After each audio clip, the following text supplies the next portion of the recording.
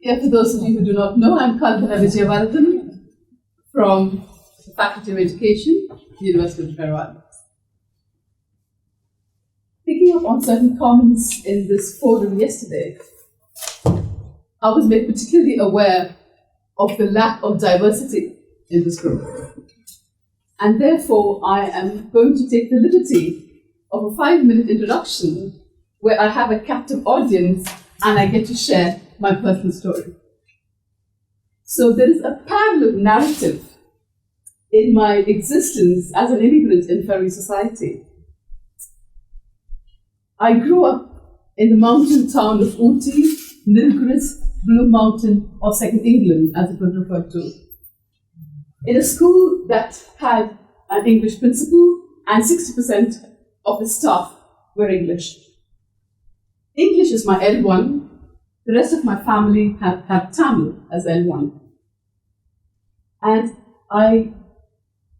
the disconnect that you would normally expect between English and Tamil, given the cultures are so different, did not happen because my family is highly anglicized for several generations. And English is the medium of communication, even with my great-grandmother and grandparents and uncles and aunts. This is because India has over 200 languages, and my family is spread across India. And they know the local language, and the only common language was English. Yeah? So we owe the British thanks for that at least, and the railway system. But you can listen to him. He would ask for reparations by Britain to India. You must listen to him. Sashi Tharoor on YouTube. Very, very impressive. And a powerful speaker and debater. Now, I grew up in this context. And unfortunately, when I was 11 or 12, we moved down to the plains through a tremendous culture shock, where Tamil was present in more ways than I was used to experiencing. But I was forced to learn the language, and I suddenly found myself in a place of disconnect. And I remember the sheer anxiety, this despite the fact that I looked like everybody else. I went to school, I was desperately unhappy with the absolute presence of Tamil everywhere. It was shocking. It was such a terrible shock. And then came that incident which I will never forget. We belong to the Church of South India, Anglicans. And the local priest in India, they visit the family twice a year. So he comes and we are visiting my grandparents, and after he prays, he starts off the Lord's Prayer in Tamil, which is Greek and Latin to me. And at the end of the prayer, he turns to my dad, he says, Professor Suguntan, my dad was a professor of economics. He says, Professor Suguntan, why is it your daughter's not able to say the Lord's Prayer? So my dad said, you should have said it in English and it wouldn't have been any problem. And then my Nana, who decided this was too much, she said, no, I will teach you the Lord's Prayer in Tamil. So the priest comes back after 8 months and we say the Lord's Prayer. And unfortunately, at the end of the prayer, the priest burst out laughing. And I can see my parents' shoulders shaking as well. I'm wondering what it is. Because the word for trespasses or sins in Tamil is kutram. Yeah? And I had said, because of my fantastic knowledge of Tamil, I had said kuranga, which means monkeys. So I resented having to learn Tamil, and I ditched it in grade 10 and switched over to French. And that is someone who is comfortable in English language. English is my L1, and a great passion and an emotional attachment. It's very much part of my identity. And it's a bona fide thing to carry with you because English is lingua franca. So I come from the macrocosm, gigantic India, to the microcosm of the Faroe Islands, where English is irrelevant.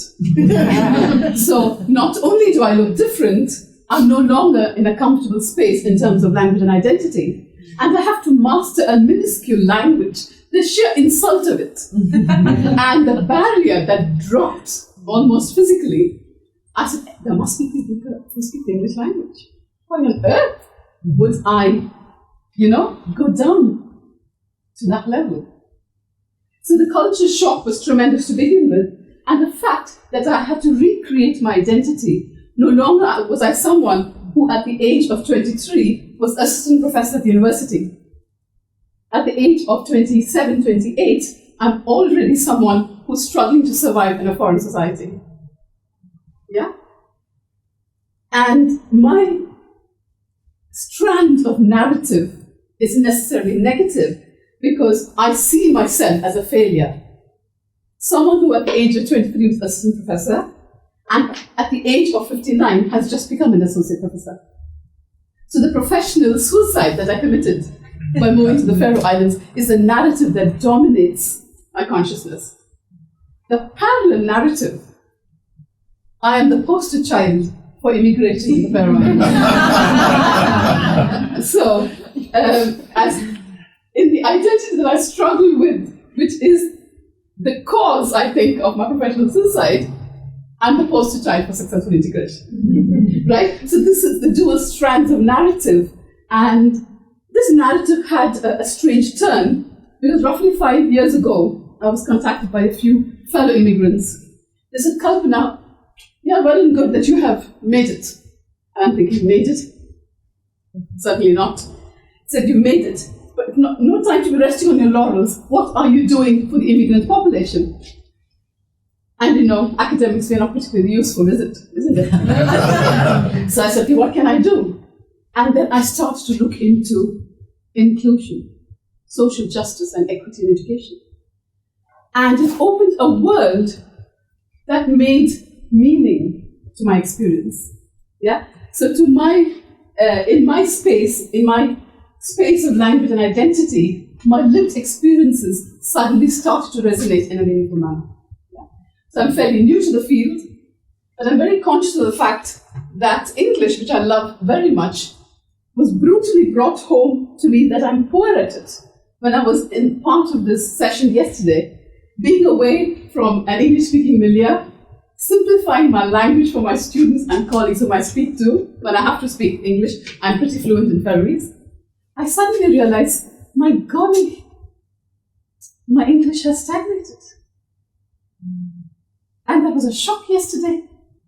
I said, oh Lord, how poor is my English? Right? So again now, the language that is so void of my identity gets another shot. Right? So this is the complex life of an individual, never mind an individual immigrant. Okay? In my provocation, I started by saying, when we use the word inclusion, we say inclusion, we pay lip service, but then we leave the students behind. Yeah? And today I'm focusing very specifically on the Faroe Islands. So I start by giving a background to the land of my being. India is the land of my making, and Faroese is the land of my making and being now. Yeah? So I'm looking at the Faroese context, and I move on to possibly three of several pillars for inclusion, which is the role of the teacher. It is showing what CRT or CRP, if you call it cultural responsive pedagogy, and intercultural competence for teaching can do to help teacher education in the Faroes to address what the Faroe Islands is today. Yeah?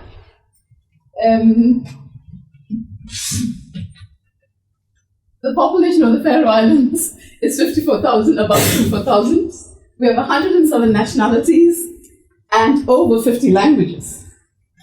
Right? So we are pretty diverse. We have roughly 6% non-ethnic Faroese, but that figure goes up higher because the moment you acquire citizenship, you don't fall into this category. So I presume it's roughly 12 to 14%. Yeah. Now, it is important to remember the socio-political situation the Faroe Islands find themselves in. They belong to the Kingdom of Denmark. While they are a self-governing territory, laws by definition are also the same laws that we have to have. So if we make changes to any law in the Faroes, it still ought to be within the framework of the Danish law. And while Faroese is not a minority language, it is minoritized. It's a small language, and in certain forums, it is not even recognized as a language. But obviously, in the Faroes, it's the language of church, of education, of social intercourse, and what have you. But the constitution of the Faroe Islands gives equal importance to Danish for obvious reasons. So there's a heavy presence of Danish language and policy. Most of Ferry's policy is policy borrowing, for obvious reasons again. And what is worrying is there is not much awareness of what inclusion can do for a tiny nation like the Faroe Islands. I would contend that unlike large nations, if things get out of hand in the Faroes with 54,000 people, there could be disastrous consequences. Yeah? The current policy and the discourse of politicians and other policy makers in the public forum is usually othering.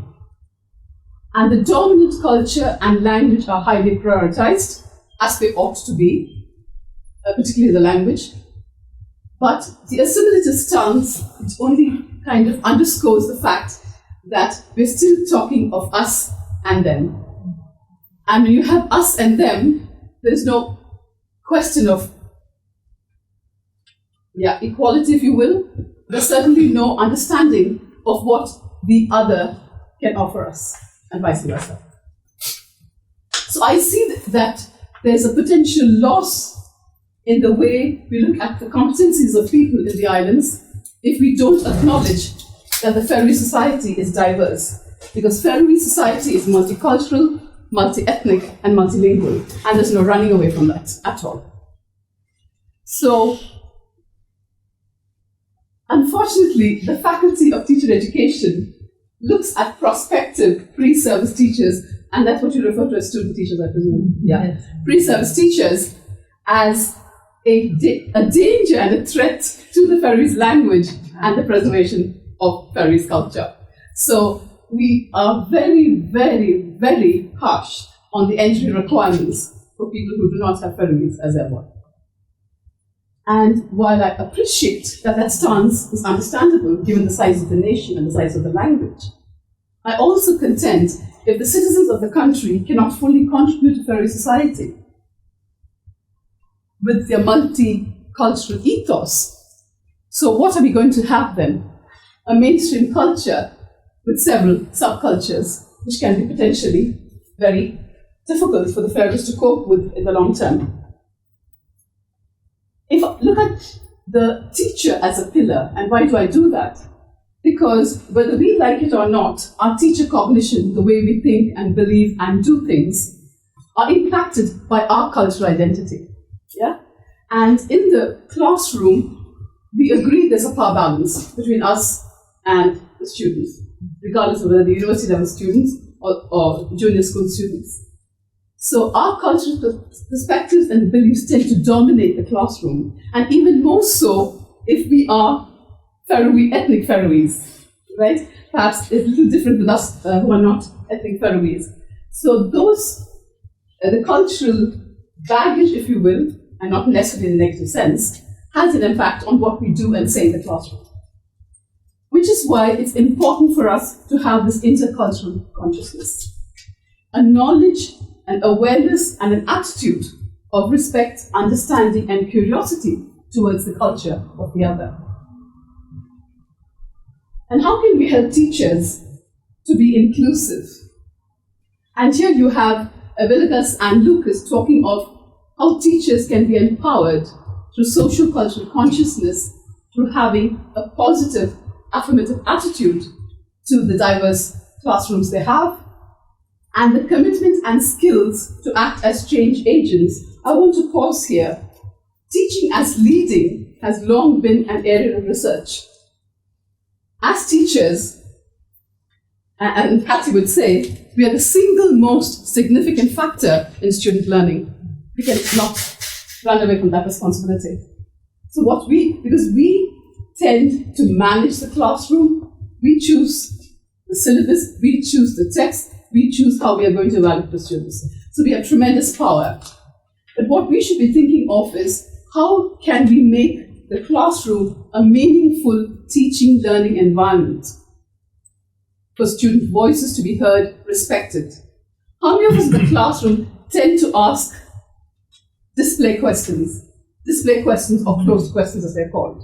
We are very comfortable with yes or no answers, right or wrong answers. But how many of us use referential or open questions to open up a dialogical setup, as opposed to the monologic aspect of communication in the classroom.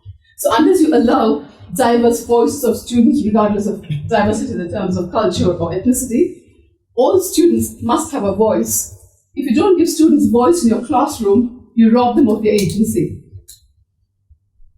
So knowledge, as we know, is co-constructed, and students are not passive vessels who are being filled with the knowledge that we have to give them. It's also important for teachers to have strategies for CRP, or culturally responsive teaching, which would be CRT. But the last point here, the knowledge of students and their lives, is significant. We talk of content knowledge, we talk pedagogical content knowledge. And then we also have KOS, it's called, knowledge of students. So how many of us actually know our students? How many of us are interested in knowing our students? Yeah? So one pillar is the role of the teacher as enabler. Then culturally responsive pedagogy, or CRP, might offer something.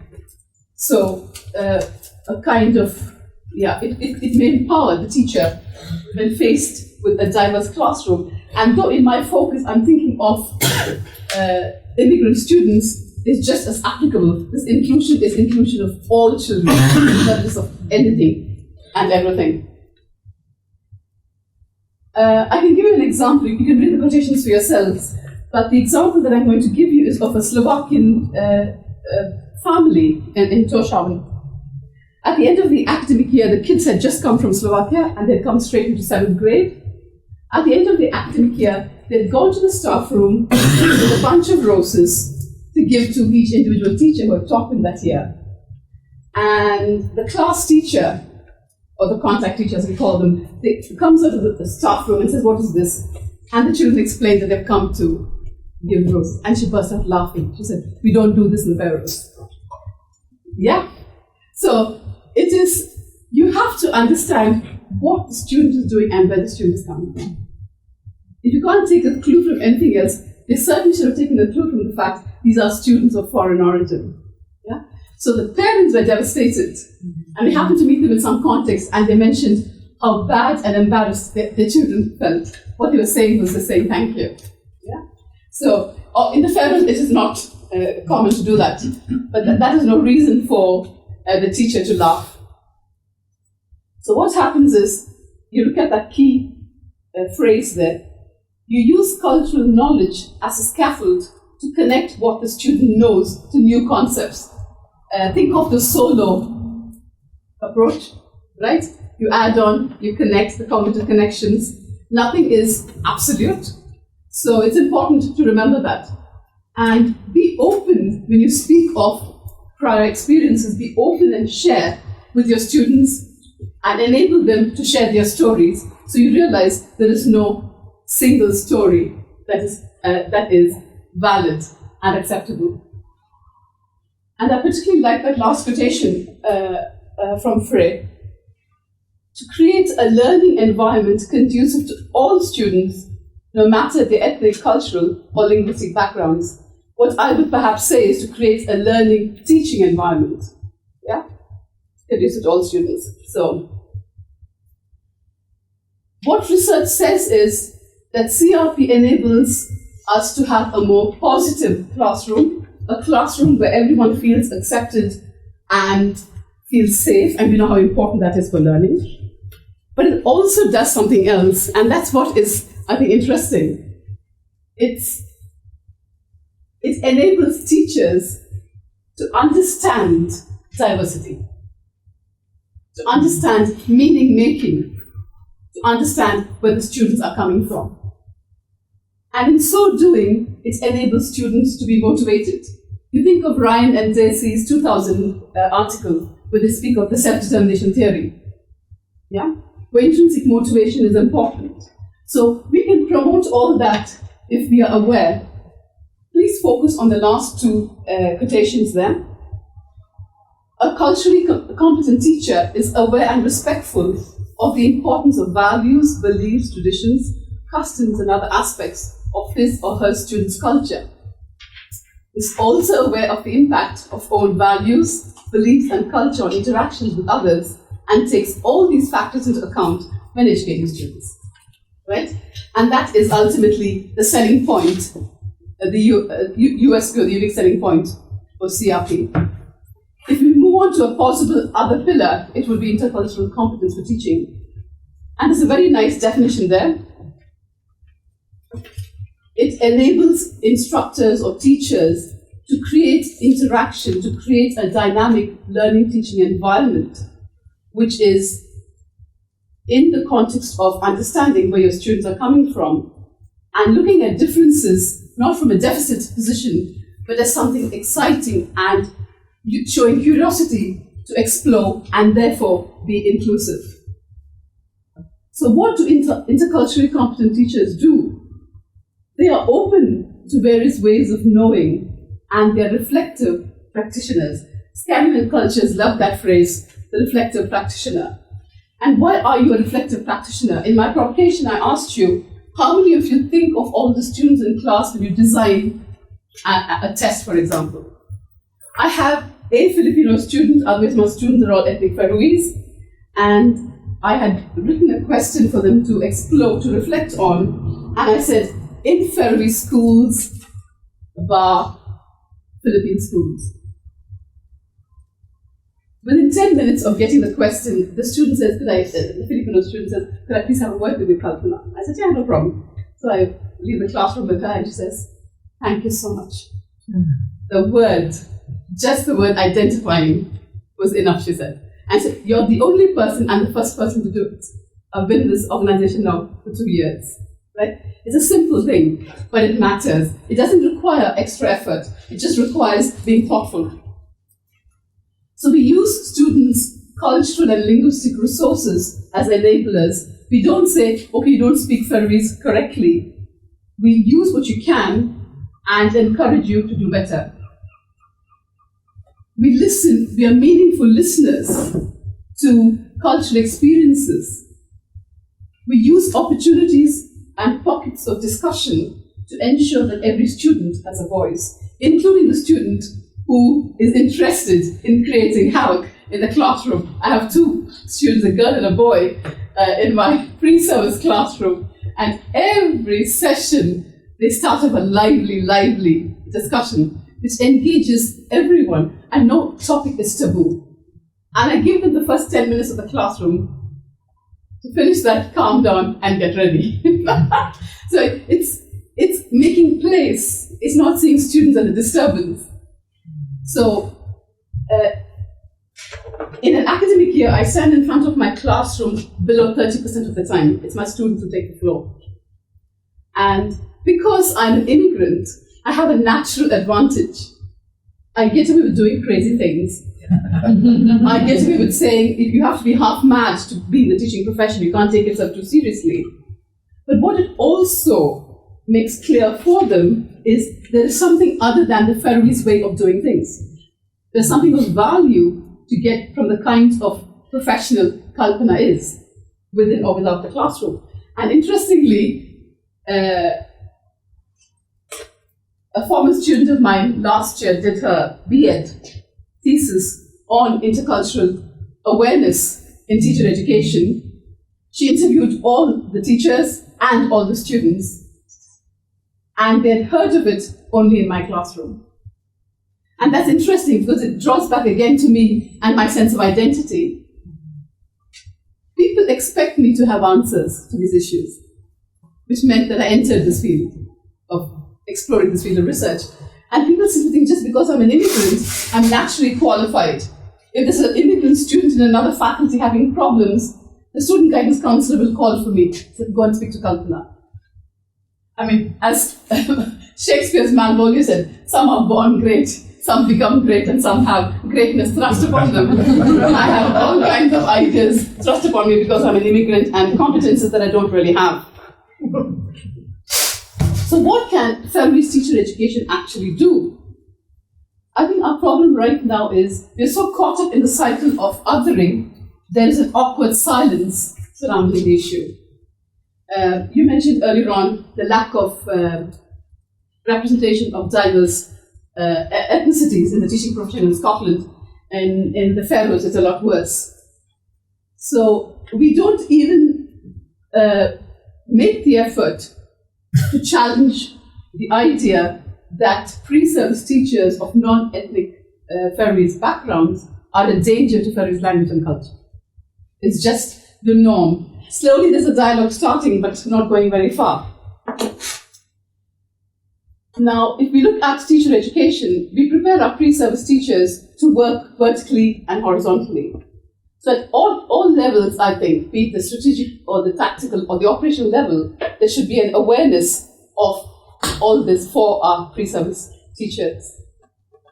We do not have the word inclusive in the curriculum, but the law passed for education in 1997, the Act of Education in 1997, says the education system in the Faroe Islands is for all. Right? So we haven't gone very far after that. And then, as people who are pre-service teachers, who have now been made aware when they go for their practicum, they go for their placements, they feel they're not equipped to deal with diverse classrooms. And in-service teachers have the same problem. And only recently has the Faroes introduced the teaching of Faroese as a second language.